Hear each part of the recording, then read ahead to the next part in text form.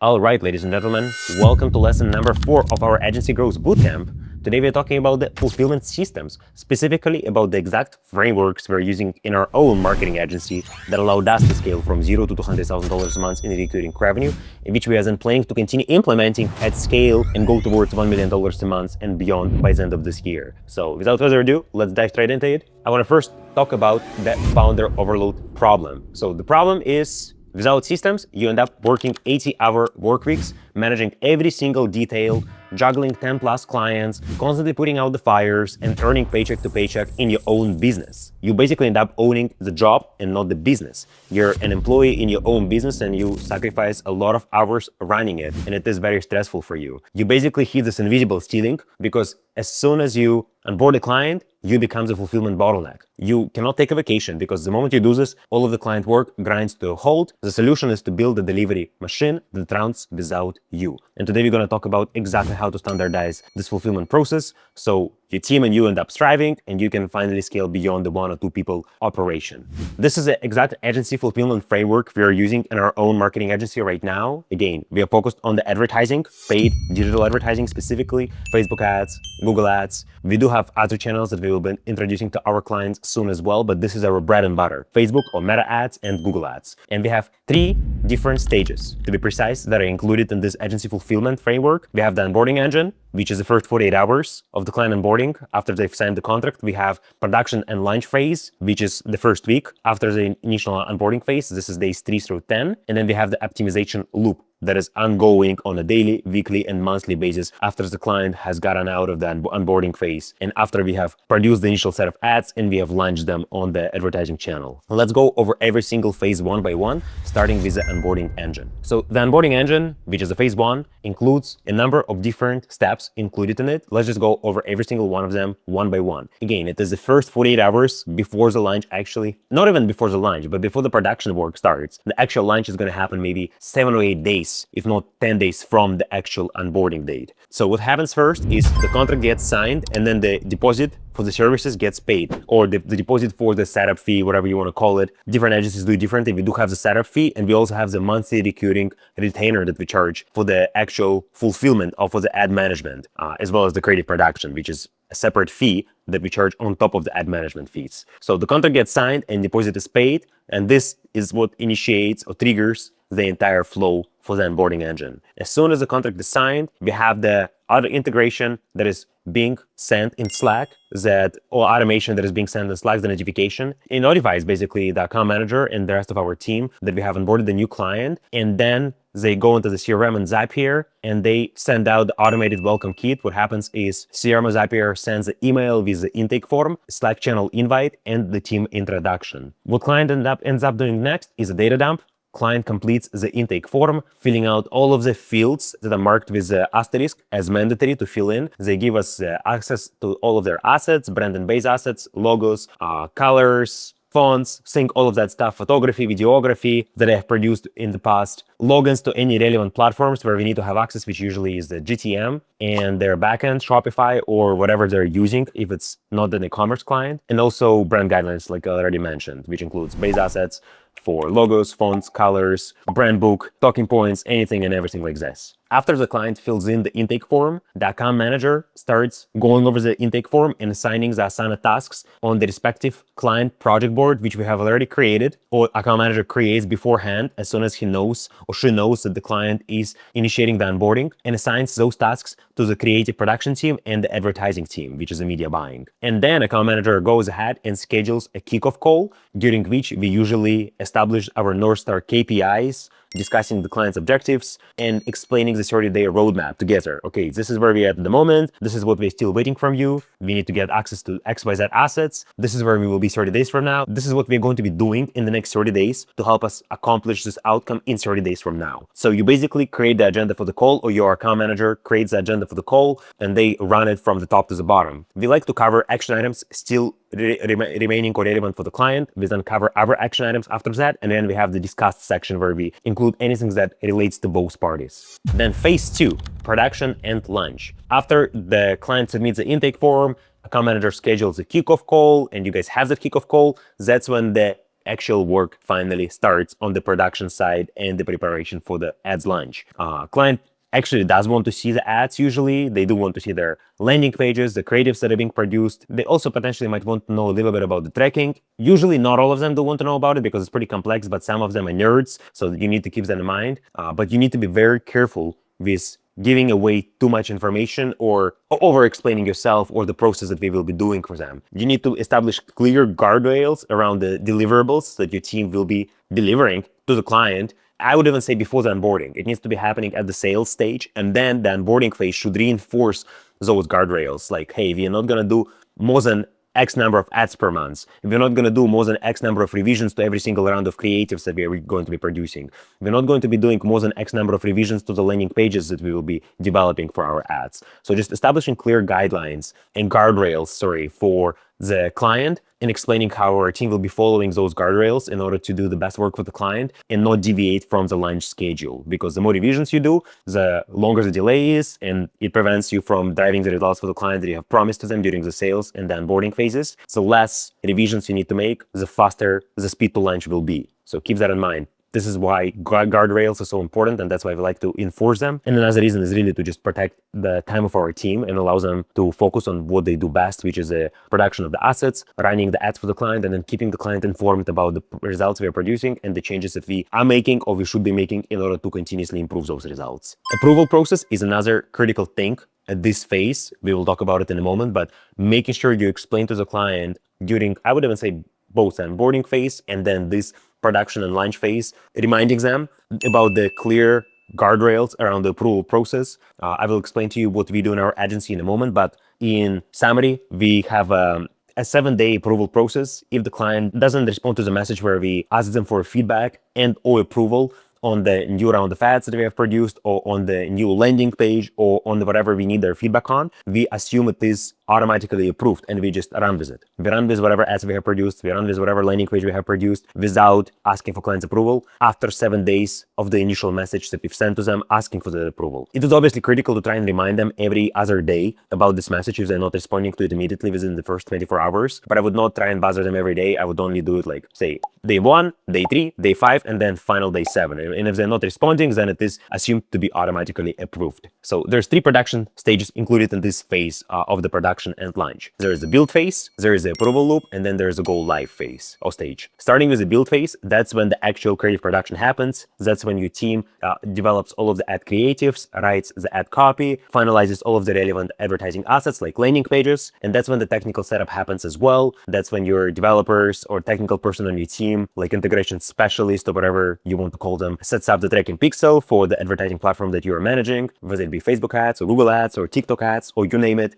If there is a need to integrate the CRMs, that's when this happens as well. If the client is not an e-commerce client, meaning that they're not focused on driving sales on their e-commerce website that is on Shopify, but rather they're focused on generating leads for their B2B business or whatever business that they're running. Again, you guys, I assume, are not all focused on the e-commerce, and not all of you might be focused on the advertising agency specifically. So depending on what you provide, the technical setup will be different for different agencies. So whatever it is for you, that's what you would be doing in this stage. Then second stage of this phase is the approval loop. That's when the client gets to review all of the assets that you are producing. Say it's the new round of ads that your team have created. What we like to do is we like to send a message to them in the external Slack channel, and we ask them for feedback. We usually have the 24-hour feedback request. We tell them, hey, if you could please provide us with approval or feedback in the next day, would be really appreciated, because that would allow us to move faster and get closer to launch sooner. And if they don't respond within 7 days of us sending that request to review and approve the assets or provide the feedback on the changes that we need to make, we assume that those ads are automatically approved. And the same goes for the ad copy, same goes for the landing pages, same goes for anything and everything else that you're producing for the client as a part of the deliverables that you have promised to them during your sales and onboarding process. And then the final stage of this phase is the go live stage.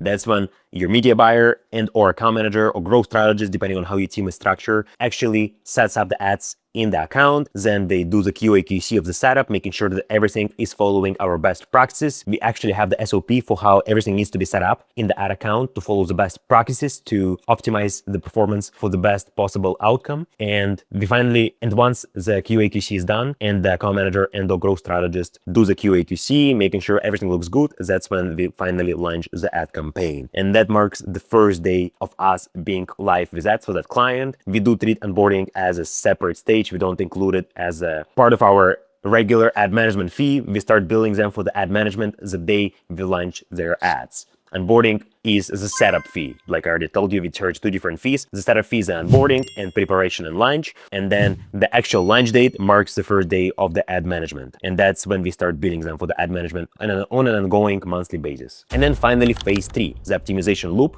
The optimization loop is actually an ongoing task. This will be an ongoing performance management that will be done by the media buyer and account manager, who will be checking the performance in the ad account against the KPIs that were defined during the kickoff call with the client to make sure that we are optimizing the account for the best possible outcome. We are catching any issues that are coming up early. We are making the adjustments as needed. We are launching the new rounds of ads. We are scaling the winning ads. We are killing the losing ads. If there's any issues with tracking, we are making sure to have the media buyer and our account manager bring it up to the developer team, who then helps to fix those issues.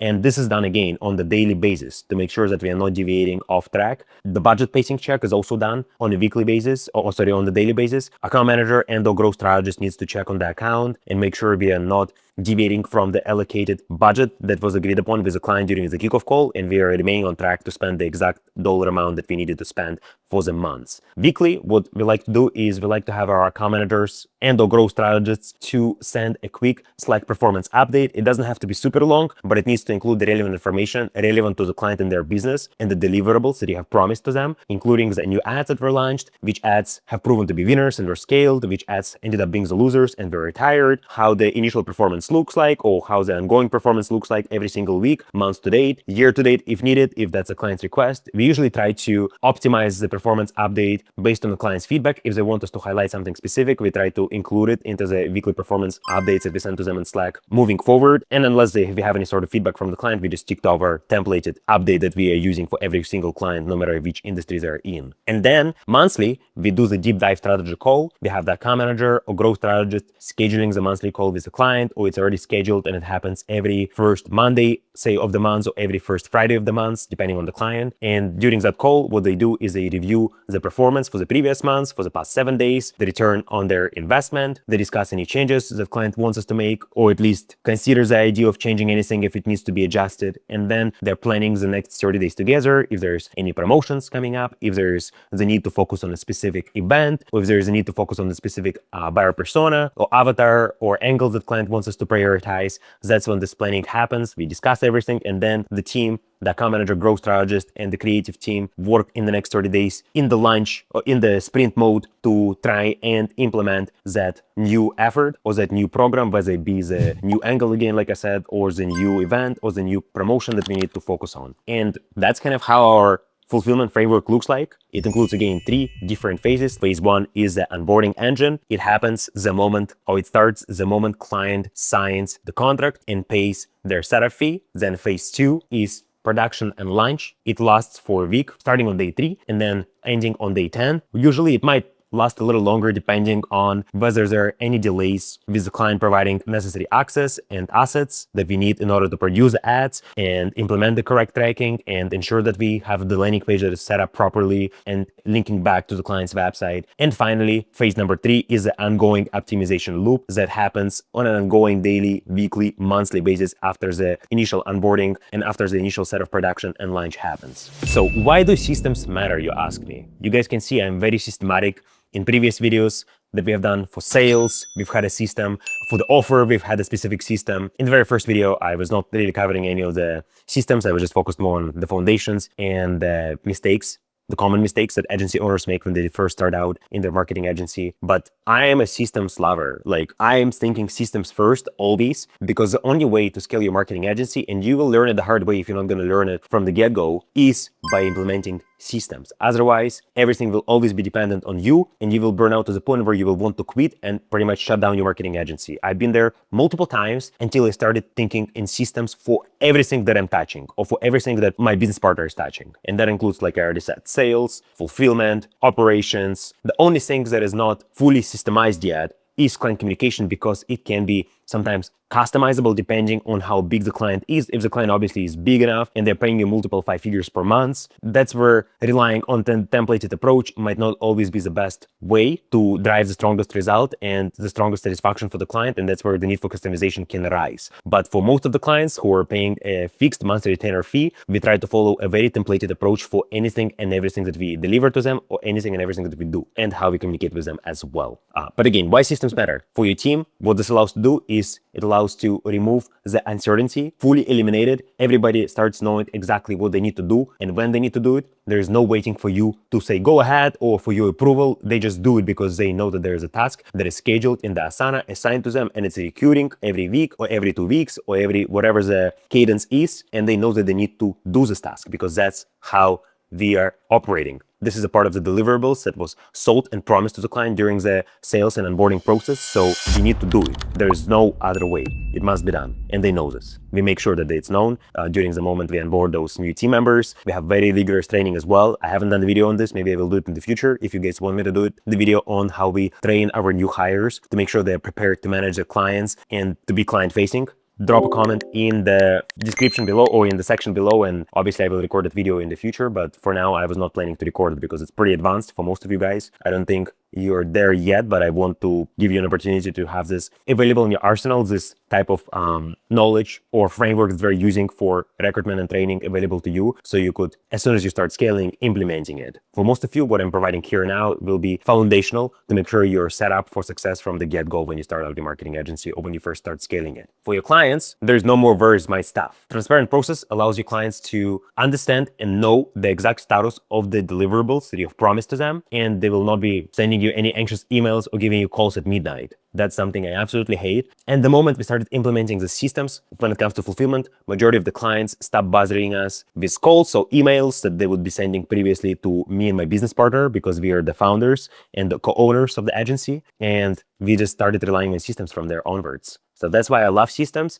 because they allow you to buy back your time as a founder. But systems run the business and people run the systems. And the people who run the systems are your account managers and growth strategists, client-facing roles who actually do the fulfillment for the client. You just help refine those systems and build them in the first place to make sure that before people come to your company, they already know what needs to be done because there's a system for that in the first place. Reporting. Something I haven't talked about, but I do think it's extremely important to highlight that if you're running an advertising agency, or it doesn't really matter if it's an advertising agency or any other type of agency, automating the reporting to the client about the results or the deliverables will allow you to also help and buy back your time, not think about it as something you need to remind your growth strategist or account manager about on a daily or weekly basis. You shouldn't be trying to manually type the reports every single Friday, creating the automatic tasks, recurring tasks in Asana, where you are assigning those tasks to the account manager and growth strategist will allow you to buy back your time, because you know that those people who are working in your agency will be doing the reporting for you, not you as a founder doing it. And then another thing we do is we have the automated reporting with the Looker Studio dashboard. Our developers allow us to create the Looker Studio dashboard, which pulls all of the performance from the ads manager, from Meta and Google into the Looker Studio dashboard through an API. And then clients have access to this link. We usually give it to them and we tell them that, hey, this Looker Studio dashboard is updating automatically every 24 hours. You can set it up to be updated or updating more frequently. I don't know exactly. I'm not a technical person, so I'm not gonna pretend like I know what I'm talking about, but there is a way to set it up where it gets updated more frequently than every 24 hours. For us, it's every 24 hours. So clients basically get the real-time data every 24 hours about their latest performance, and they can always hit us up if they want us to discuss or explain to them something about how the Looker Studio works. But we do have the actual video recorded as well for how the Looker Studio works, what exactly it shows, how to use it, and we share it with the clients during the kickoff process. Even though they don't have access to the Looker Studio yet during the kickoff because it's not created, because we haven't launched anything yet on the advertising side, we do explain to them that there will be a Looker Studio dashboard created, and here's the instructions how to use it. You'll get access to the dashboard as soon as we launch the ads a week or 2 weeks from now. So yeah, that's pretty much the ending of this video. As a founder of your marketing agency, you want to stop being a glorified, high-paid freelancer, and you want to start thinking as a business owner. You want to start thinking in systems, because what happens right now is you're basically trading your hours for dollars, and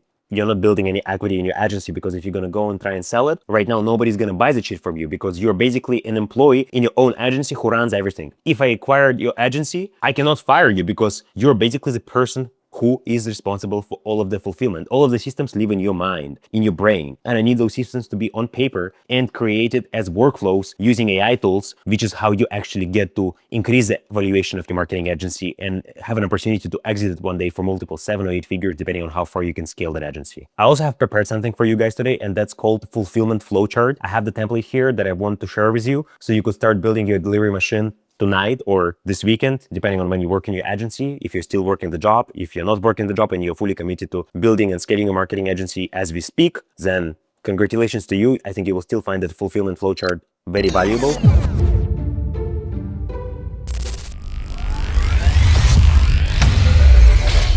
That's pretty much it. If you guys want to make sure you're notified when it drops in a couple of weeks from now, hit that subscribe button below and let me know what else you want me to record the videos on in the future once we're done with this agency growth bootcamp.